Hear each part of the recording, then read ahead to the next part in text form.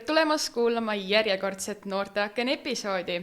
Mina olen saatejuht Grete, kui te mind veel ei tea, siis tere ka minu poolt.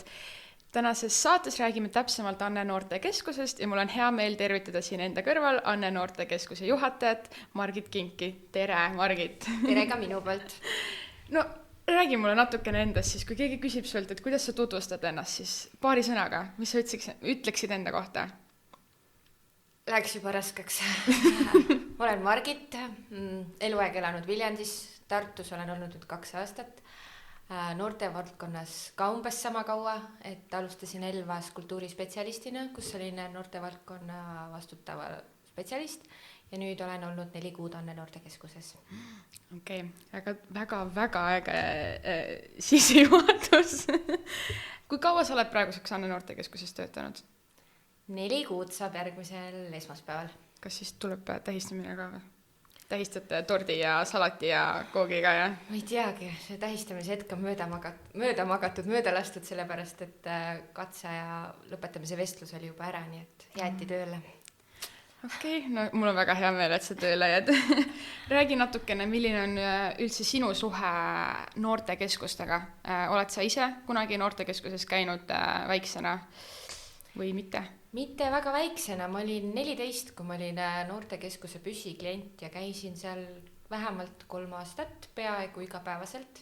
Lõpus natuke harvem sellepärast, et ma vahetasin linna ja kooli, aga jah, olen sealt, ütleme nii, et üles kasvanud, et palju minu nagu identiteeti ongi tekkinud noortekeskusest. Et käisin seal näiteks näiteringis ja võtsin osa kõigest, mis sai teatripäevadest ja andsime 2 etendust ja... Ja millises linnas siis sinu noortekeskus asus? Viljandis. Oled sa mõnes Tartu noortekeskuses ka käinud lisaks Tartu noortekeskuste omadele? Meil vist olid mingid sõpruskohtumised, küll ma mäletan, et ma olen Tartus käinud, meil olid mingisugused ööbimisega üritused, aga ma üldse ei mäleta, kus ja kellega. No, sa ütlesid, et sa oled töötanud 4 kuud siin ja sa oled Anne Noortekeskuse juhataja ja sa oled ise ka olnud väga aktiivne noortekeskustes käia. Mis on praegu selle 4 kuu jooksul olnud sinu selline kõige vingem hetk töös, et noortega seotud näiteks, et oled sa teinud mõnda üritust, kus sa oled saanud väga head tagasisidet noorte poolt või mis on see nii-öelda hetk? Ägedaid hetki on olnud rohkem. Kõige ägedamad on need hetked, et kui näed, kuidas noored lähevad põlema mingitest tegevustest, et näiteks selline ma ei tea, Xboxi sõltlane, kes ei taha sealt kuidagi ära tulla, aga siis ta ikkagi võtab sellest tegevusest osa ja tal silmad säravad ja ta mingi on hullult nagu elevil sellest, et siis see on nagu täiega äge, et siis mõtled, et midagi on nagu õigesti tehtud. Ja no, mis on sinu üks selline vaieldamatu lemmiktegevus olnud, mis sa oled näiteks läbi viinud või korraldanud? No kuna ma ise olen kultuurikorraldaja taustaga, siis mulle ikka üritused meeldivad, et siis näiteks jõulupidu oli, kuna ta oli peaaegu terve päev otsa toimus erinevad sündmused, üritused, et see oli nagu äge. Seda on väga tore kuulda. No, kui sa peaksid nüüd kirjeldama ühte tänapäeva noort, siis kuidas sa seda noort kirjeldaksid? Milliste omadussõnadega, milliste tegevustega, milline on üks tänapäeva noor? Sa tahad küsida, et kas tänapäeva noored on hukas ja... No, võib-olla ka natuke sinna poole. Ma niisama provotseerin, et see on tegelikult aastakümneid on see ütlus minu arust, et tänapäeva noored on hukas ja seda räägitakse kogu aeg, aga mina arvan, et noored on ikka nagu noored olnud kogu aeg, aga lihtsalt eks ikka vastavalt ajale muutuvad nende huvid, hobid, et praegu paratamatult on hästi nutiseadmete nagu ümber kõik see, aga samas on noored jällegi palju eneseteadlikumad kui vanasti, et ma arvan, et võrreldes minu endaga, kui ma olin nagu noorem, et mina ilmselt nii hästi ei teadnud oma õiguseid ja kõike nagu võimalusi, et selles mõttes minu arust on noored toredad. No ma olen ka nõus sellega, et tegelikult see väljend, et noored on hukas, ei ole tõsi, sest ma arvan, et ma ei ole hukas, nagu ma olen nii palju ägedaid asju teinud ja nagu ja ma arvan just, et see nutimaailm tegelikult nagu annab veel hästi palju juurde sellele, et nagu meil on võimalus internetis üritusi korraldada ja asju teha ja see on tegelikult nagu ju väga vinge. Alguses sai mainitud, et sina töötad Anne Noortekeskuses, mis on siis üks Tartu Noorsootöökeskuse siis nii-öelda noortekeskus.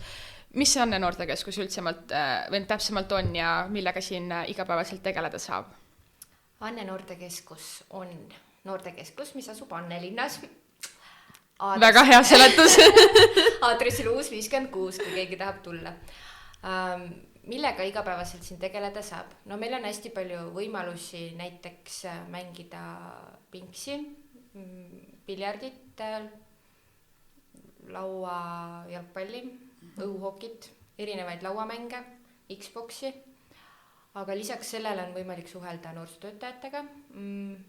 Meil toimuvad regulaarselt igasugused klubid, et näiteks loovus, kokandus ja ettevõtlikkuse klubi iganädalaselt, pluss siis igasuguseid erinevaid tegevusi lähtudes sellest, mida noored meile öelnud, et nad soovivad teha. Et näiteks käime üheskoos, ma ei tea, tuubitamas või keskust külastamas, et võimalusi on palju. No, miks peaks üks noor tegelikult üldse noortekeskusesse tulema? Et mis on need tegevused, mis noori kõige rohkem näiteks köidavad? Sa ütlesid, et tuubitamine näiteks. Kas see on nagu ainult oma maja noortele või seda tegelikult saavad tulla ka nagu mõni selline, kes on mõelnud, et tahaks tulla noortekeskusesse, aga tegelikult ei väga julge, et kuidas see... Jaa, me kutsume ikkagi kõiki noori üles sotsiaalmeedia kaudu nagu ühinema ja võtame kõik, kes soovivad, et ilmselt on natuke eeltingimus see, et kes meid sotsiaalmeedias jälgib, aga kui näiteks jällegi sõber tahab kaasa tulla, siis on alati teretulnud, et me loome seda kontakti seda viisi, et võib-olla ta satub ka üks päev noortekeskusesse. Miks külastada noortekeskust? Minu arust see nagu esiteks annab sulle ikkagi uusi kogemusi, sa saad õppida uusi asju, nagu, ma ei taha öelda, mitteformaalses keskkonnas, aga ma ei tea, kuidas see nooresõbralikum see sõna oleks. Aga ei ole nagu nii nagu pingeline nagu koolipingis õppimine, vaid siuke sõpradega nagu aja veetmine.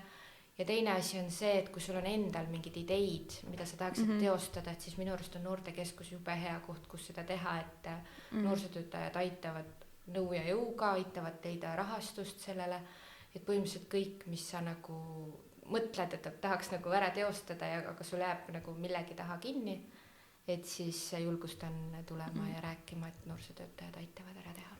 Ma mõtlesin, et võib-olla võiks öelda, et mitte nii-öelda selline reeglitega nagu keskkond on, et kool on tihtipeale, sa pead istuma 45 minutit tunnis ja sa pead need 7 tundi koolis ära olema ja õppima, aga noortekeskuses keegi ei sea sulle nagu neid nii-öelda reegleid või piire, et sa pead nüüd järgmised tund aega mingi hullult jätma meelde kõike või et sa saad lihtsalt nagu aega nautida.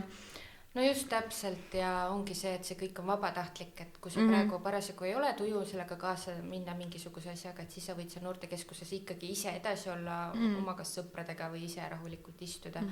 Et see kõik on täiesti nagu selline nagu noore tahtest olenev. Ja. No meil on 3 noortekeskust, on ju, meil on Anne, meil on Lille ja meil on Ilmatsalu. Miks ja kuidas erineb Anne teistest noortekeskustest näiteks? Üks, millega ta eristub, on see, et meil on tööhõive suund. Ehk siis me korraldame suvel Tartu noorte töömalevat, aga samas aastaringselt me nagu teadvustame noortele, aitame karjäärivalikul, koolitame neid selles asjas, aitame nagu leida nagu sükest enda sisemist sükseid soove, et nagu sellel alal. Aga teine asi, millest ta natuke võib-olla eristub rohkem teistest, on siuke kultuuride paljusus, et kuna meil on nii eesti kui vene keelt kõnelevad noored, samas meil on nagu alati välisvabatahtlik ja ühesõnaga noor saab nii, näiteks kui tahab praktiseerida nii vene kui inglise keelt, siis see võimalus on. Samas ka vene keelt kõnelevad noortel on ju mitmed erinevad kultuuritaustad, et selline kultuuride paljusus on nagu märksõna. Et see on lahe. No, mina tean, võib-olla vaataja täpselt ei tea, aga te teete ju tänavatööd. Võib-olla paari sõnaga lähemalt, et mis see tänavatöö üldse on ja et kuidas see siis täpselt välja näeb, et lihtsalt paned jope selga ja lähed kõnnid tänaval või mis see tänava nii-öelda noorsootöö endast kujutab ja kuidas teie sellega siis nii-öelda tegelete? Põhimõtteliselt paned jope selga ja lähed tänaval. Aga meil on korralduslikult pooled sedasi hetkel, et 2 korda nädalas noorsootöötajad tavaliselt paari kaupa tänava peal käivad, suhtlevad noortega, kes vedavad lihtsalt kuskil kas tänaval või kaubanduskeskustes aega, nagu justkui sihitult. Et lihtsalt rääkida, ma ei tea, kuidas läheb, niisama algatada teemat, aga samas siis tutvustada ka seda võimalust, et kas sa tead, et ka noortekeskuses saab vaba aega veeta ja julgustavad ja kutsuvad siis neid noortekeskustesse. Oled sa ise ka käinud mõnel tänaval? Aga on plaanis minna? On. Väga hea, siis jääme ootama ja ma arvan, et teil sotsiaalmeedias saab ju jälgida, et kuna teil need tänava noorsootöö need on.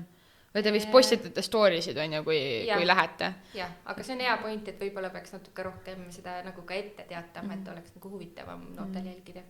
Ja millest siis noored saavad üldse tegelikult noorsootöötajaga seal tänava peal rääkida, et kas võib minna öelda lihtsalt, et kuidas sul läheb või rääkida, ma ei tea, et lilled on ilusad või et Mäki eine on liiga kallis või millest noored räägivad tavaliselt ja... Vaat seda ma ei oska vastata, millest tavaliselt räägivad, aga noorsootöötajad küll ja lähenevadki selle nagu sedasi noorele vastavalt, kuidas noor soovib. Et aga samas, kui on ka noorel mingi mure, siis see on see koht, kus ta võib tegelikult noorsootöötajaga võib-olla tänava peale ei taha laskuda nagu väga tõsistesse teemadesse, aga võib näiteks kokku leppida aja, et kui ta tahab lihtsalt rääkida. No, mis on teie suurimad Anne noortekeskuses, ma mõtlen üleüldiselt, need suurimad väljakutsed noortega nagu tehtavas töös, et on selleks siis noorte kaasamine või nende nii-öelda kuidagi koju saatmine, et kuule nüüd on aeg läbi ikka või et mis on need suurimad väljakutsed, mida te igapäevaselt nii-öelda noortega töös teete või peate silmitsi seisma? No kaasamine on tõesti väljakutse, sellepärast, et kuna meil on erineva kultuuritaustaga noored, üks nagu mure, et võib-olla natuke üksteist nagu pelgavad või siis teine asi on, et kuna on teismelised noored, siis hästi palju sõltub sellest, et kas sõber tuleb kaasa. Kui sõber tuleb kaasa, siis tuleb temaga. Ja näiteks praegu, kui meil on noortekeskused koroona tõttu suletud, siis välitegevustesse on väga raske kaasata, aga sellest on ka aru saada, sest meie Anne noortekeskuse hoov ei ole praegu selline kutsu, kus nagu vaba aega veeta, et siis peab nagu mõtlema rohkem tegevusi kuskile, kus on nagu noortega mõnus olla. No sa mainisid seda, et koroona aeg on ju, et mu järgmine küsimus olekski kohe see, et kuidas üldse koroona on teie tegevust mõjutanud, et nüüd on meil ju tegelikult ka suuremad piirangud jälle peal ja koolid on ju kõik märtsi lõpuni distantsõppel, et kuidas kõik see teid nagu mõjutab üldse nii vaimselt kui füüsiliselt, et on see nagu pigem kuidagi positiivne, et leiate uusi väljakutseid ja nagu nii-öelda mitte ei ava ennast, vaid sõnad. No, et nii-öelda leiate endale uusi väljundeid või et millised on koroona ajast tingitud? Hetkel pigem pakub väljakutseid selles osas, et ikkagi päriselt noortega koos tegutseda on nagu parem, aga neid niimoodi, nagu ma ütlesin, välitegevustesse kaasata on keeruline. Ja et siis kogu aeg leida seda lahendust, et nagu mis noortele ka sobib, on raske. Ja noored on tegelikult ka väsinud igasugusest virtuaalsest tegevusest, seda on nii palju, seda infot on nii palju ja nad lihtsalt nagu lülitavad ennast välja. Et selles mõttes pigem on raske ja nagu vaimselt ka, sest et ikka kolleegid peavad samamoodi hoidma distantsi korda mööda tööl käima, et tahaks nagu rohkem suhelda. No, mis on üks siiani kõige nii-öelda popim välitegevus olnud, mis te teinud olete? On see mõne klubiga seotud välitegevus või on see mingi väljasõit kuhugile, et mis on selline kõige popim olnud praegu? No minu ajal on ikkagi kõige popimad olnud tuubitamised, et nagu talvine välitegevus. Aga samas hiljuti toimus meil vastlapäeval süke seiklusmäng meie Anne hoovil, kus oli ka lõpuks kuskil 15 inimest osales ja see oli nagu nii äge see lõpptulemus, see kuidas ühise eesmärgi peal nagu kõik koos tegutsesid, nii eesti kui vene keelt kõnelevad noored, noorsootöötajad ja ka Maleva noored, Maleva aktiiv, keda me kaasasime, et see oli nagu väga lahe süke ühisüritus. No ma tean, ma tahtsin ise ka tuubitama minna, aga mul ei sobinud see kuupäev, nii et ei, tegelikult näha on, et tõesti noored ju ikkagi võtavad osa, et ei ole päris niimoodi ilma tegevuseta seda. Sa mainisid ennem, et Anne noortekeskus on selline karjäärisuuna peal rohkem, selline tööhõive suund. Millest see karjäärisuund üldse noortekeskuses siis teil väljendub? No algselt, miks me üldse selle suuna saime, oli tõenäoliselt ikkagi see, et me korraldame Tartu noorte töömalevat. Et kuna see on tegelikult hästi suur osa meie tööst, meil on selle jaoks eraldi koordinaator, et siis et see võtab meie ajast väga palju. Aga noh, siis ongi lisaks see, et iganädalaselt on ettevõtlikkuse klubid, mille raames me siis tutvustame noortele igast karjäärivõimalusi, karjääriteste, töötukassa võimalusi, kust saada nõu. Praegu näiteks hiljuti kirjutasime artikli, kuidas leida suveks töö, et mida juba praegu võiks teha, et oma dokumentid üle vaadata, dokumentide koostamisel oleme andnud nõu ja kutsume julgelt ka noori näiteks pöörduma, et kui on vaja CV koostamisel või motivatsioonikirja koostamisel abi, et siis et aitame selles. Ja noh, ka selline enesereflektsioon pärast, et aitame ka seda läbi viia, et kõik sellega seonduv. No sa natuke mainisid, et mis on sellised ühed küsimused, millega võib teie poole pöörduda, et kui on vaja näiteks CV-d täiendada või motivatsioonikirja kirjutada, teie poolt saab abi. Millised on need karjäärialased nagu veel sellised küsimused, millega noored võivad teie poole pöörduda? No näiteks õppima näiteks eriala valikul, et kuhu asuda õppima, et mis koolid on olemas, kus mida nagu õpetatakse, mis tingimustel, selline ka info leidmine tihti jääb noorte jaoks nagu, on raske, et seda me nagu aitame.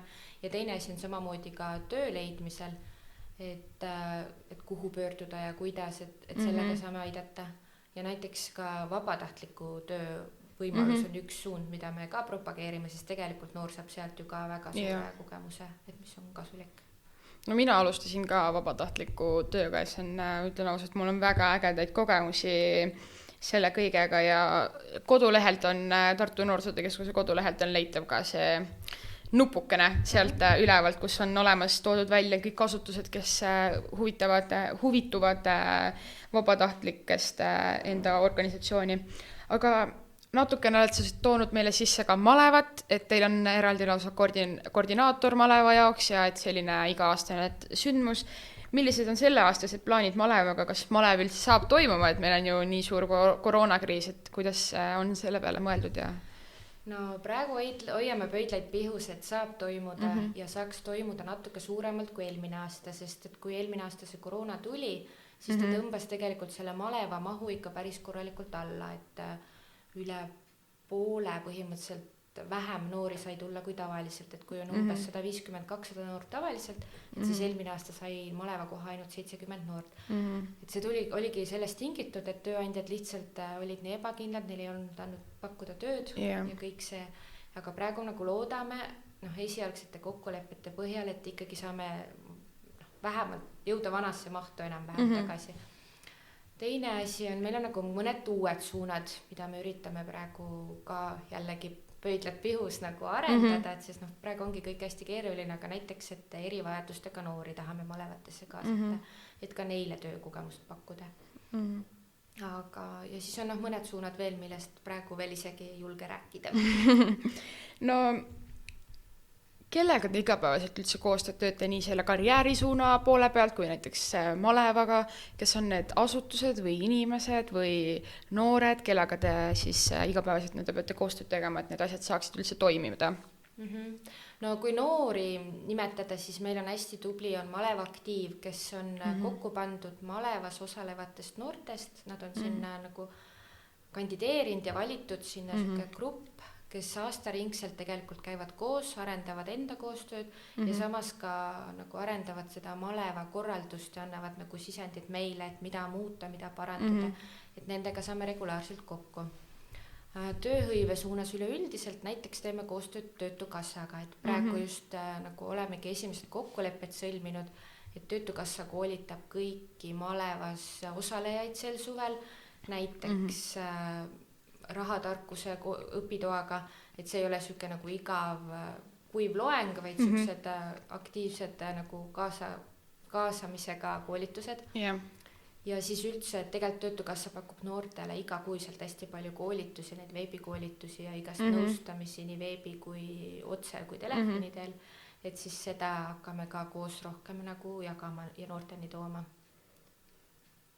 Ja on mõni asutus näiteks, kellega te teete veel koostööd peale Töötukassa, võib-olla mõni, kes on malevas selline kindel olnud tööandja, näiteks on mitmeid aastaid järjest, kellega ka koostööd teete? Praegu ei oska niimoodi välja tuua. No tihti vist teete pigem ju koostööd, malevad on ju rohkem sellised farmides ja nii-öelda maasika korjamine ja heakorratööd on ju, et selliste suurtemate taludega ja ka varem olid ju erinevad need bensiinijaamad ja mingid sellised asjad ka on ju, et tegelikult on päris palju võimalusi, kuidas leida nagu tööd ja et kuhu minna. Aga me oleme rääkinud, on ju, natukene Anne noortekeskusest, me oleme natuke rääkinud sinust, me oleme rääkinud teie karjääri suunast ja sa oled natukene ka maininud, et Anne noortekeskuse hoov ei ole võib-olla päris nii kutsuv, et võiks kõik noored siia kutsuda ja vaba aega veeta, et mina tean, et teie soovite Anne noortekeskuse hoovi muuta natukene noortepärasemaks ja atraktiivsemaks. Millised on need plaanid siis Anne noortekeskuse hooviga teil praegu? No kõigepealt ma kirjutasingi pressiteate, mida ka avaldati lehes, oli see, et no nagu üldse kodanikud, eelkõige Annelinna kodanikud siis annaksid nagu sisendit, et mida nad sooviksid, mis siin Annelinnas nagu võiks olla. Aga minu nagu suund, ma andsin ikkagi ette suuna, et see oleks noortele suunatud.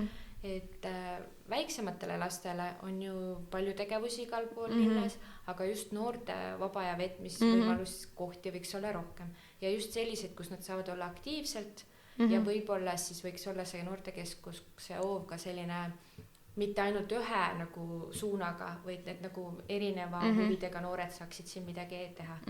Et esimese idee korje me tegime ära, aga muidugi alati, kui kellelgi tekib mingid mõtteid või ideid, siis võib alati mulle kirjutada, et mida ta nagu sellega mõtleb. Ja siis, kuidas veel saab kaasa aidata, on võib-olla see, et kui me nüüd jõuame valmis plaaniga kaasavasse eelarvesse näiteks, et siis muidugi hääletada, et saaksime selle vaja mineva häälte arvu kokku ja saaksime seda teostada. No ma saan siis aru, et linnakodanikud, eelkõige siis Annelinna elanikud saavad ju ka siis panustada sellesse ja sellega siis, et nad pakuvad näiteks ideid ja siis hääletavad, kui olete jõudnud sinna. Kui palju on praeguseks näiteks teil ideid laekunud üldse, ma mõtlen väljaspoolt nagu noortekeskust, et nagu Annelinlastelt? No mõned ideed on, aga kui noortele suunatuna vähe kahjuks, et on sellised mõned üldisemad mõtted, aga sellist nagu konkreetselt noortele, mida võiks pakkuda, seda on vähe. Okay. No siis kutsume siinkohal inimesi üles panustama. Sinu kontaktid leiab Tartu Noorsootöökeskuse koduleheküljelt ja kui teil on mõni huvitav idee, siis kindlasti kirjutage ja kui sa oled üks vinge noor, kes mõtleb, et just selline asi oleks puudu Annelinnas, siis võid ka kirjutada, et kõik soovid on oodatud. Tänane episood on päris kiiresti läinud, ütlen ausalt, ma ei olegi vist selle saate ajal ühtegi nii kiiret episoodi salvestama, mul on väga tore olnud sinuga rääkida. Natukene lähemalt ka uudisteaknas, siis et kui keegi veel ei tea, siis uudisteaken on meie väike selline rubriik, kus me räägime sellised tähtsamad võib-olla uudised või anname teada, et midagi on tulemas või minemas ja kes siis veel pole märganud, siis Tartu Noorsootöökeskusel on oma TikToki konto. Leiad neid kasutajanime järgi, milleks on Tartu NK, kui ma õigesti lugesin, NTK, vabandust, jõin ühe tähe silma vahele. Paneme sellega alla lingina ja saate meid otsida sealt üles ja siis vaadata, mis noored ja noorsootöötajad seal konto peal teinud on. Ja me teeme ka palju nutinoorsootööd, millest me ka rääkisime natukene, et kindlasti sellest siis saab rohkem infot jälgides meid erinevates sotsiaalmeediakanalites, olgu selleks siis Facebook, Instagram, TikTok ja meil on ju veebinoortekus, mis asub Discordis ja need kõik asjad on leitavad siis meie descriptionist. Võib-olla ma küsiksin sinult uudisteakna jaoks, et praegu koroona ajaga seoses mis on sellised levinumad asjad, mida iga noor peaks meeles pidama, kas tulles noorteka näiteks välitegevustesse või tulles siis individuaalselt noortekeskusesse, mida saab praegu teha, et mis on need levinumad asjad, mida me võiks ka noortele meelde tuletada, et kindlasti teha? Nagu ikka, nagu tegelikult ka riigis on need üldised nõudmised, on ikkagi maski kandmine, kätepesu ja desinfitseerimine, et muid väga nõudmisi ei olegi. et ja noh, alati võib ette teatada noorsootöötajale, kui sa tahad tulla nagu noortekeskusesse. Ehk siis ikkagi tuleb ennast hoida, et ei jääks haigeks, et keegi me ju ei taha olla sellise halva haiguse küüsis. Mul on väga hea meel olnud sinuga rääkida, aitäh, et sa tulid meie podcasti, siis Margiti kohta leiad rohkem infot koduleheküljelt ja ma loodan, et ka sina jäid rahule tänase podcastiga ja kindlasti ärge unustage meid igal pool siis likeida ja kommenteerida ja subscribe ida ja meid on leitav väga mitmel erineval kanalil ja kindlasti, kui sul on mõni idee, millest me võiksime rääkida podcastis või mõni inimene, keda sa tahaksid kuulda, siis annage sellest meile teada, sest ootame väga ka teiepoolseid arvamusi, kuidas täpsemalt podcasti muuta huvitavamaks ja ka teile siis rohkem suunatumaks. Mina olen Greta, minu kõrval istub Margit ja mul on väga hea meel teatada, et meie 6. episood ongi läbi. Mul on siiras hea meel, et me oleme nii kaugele jõudnud, meil on nii äge stuudio ja aitäh teile, kes te meid kuulate. Aitäh sulle, et sa tulid veel kord ja näeme teiega juba järgmises episoodis. Tšau!